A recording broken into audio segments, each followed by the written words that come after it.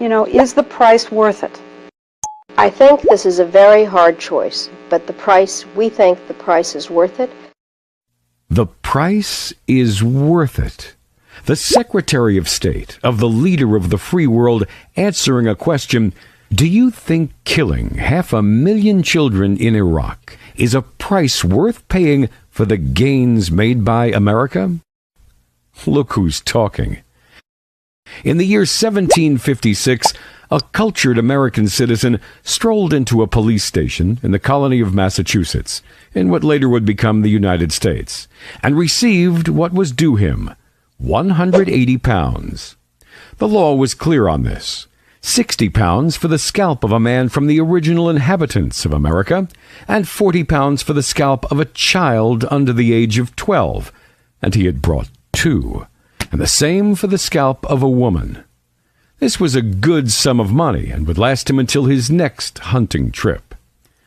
Kill everyone over the age of 10. I want no prisoners. I wish you to kill and burn. The more you kill and burn, the better you will please me. General Jacob H. Smith. These words summarize the American philosophy of the liberation of Iraq. Excuse me, I meant the liberation of the Philippines. The United States announced that its goal was the Philippines' liberation from Spanish colonialism. The liberation continued, producing 34,000 civilian casualties and 200,000 who died because of cholera. We don't do body counts. Tommy Frank's response by the commander of the U.S. forces when he was asked by a reporter about the number of casualties in Afghanistan. The bag was heavy on her back, but there were only 100 meters left until she could cross the bridge and get to safety. The grip of her hand on her child's wrist was like iron handcuffs on a sugarcane stalk. She would not risk losing her among the dozens of children.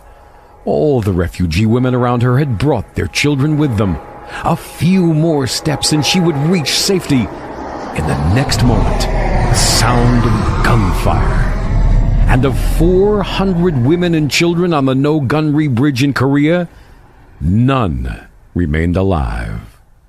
This was one of the least bloody episodes of America's war on Korea, which was described by one American general, Anthony B. Herbert, in his book Soldier. 1 million men in less than 11 months of conflict have already gone, and it grows more savage every day. The war in Korea has destroyed a nation of 20 million people. I've seen as much blood and disaster as any living man, and it just curdled my stomach. Anthony B. Herbert. When the United States received knowledge that its bitter enemy would surrender at the end of the war, that was the worst possible news. The fun would end before it could test the new weapon, and they couldn't give this up. They had to be quick. Indeed, in the second week of August, the U.S. used the citizens of Hiroshima and Nagasaki as guinea pigs to test the new weapons, 2 atomic bombs, leaving behind 200,000 killed, as well as genetic defects due to radiation for future generations. The Second World War finished with the United States victorious for the entire world against the powers of darkness.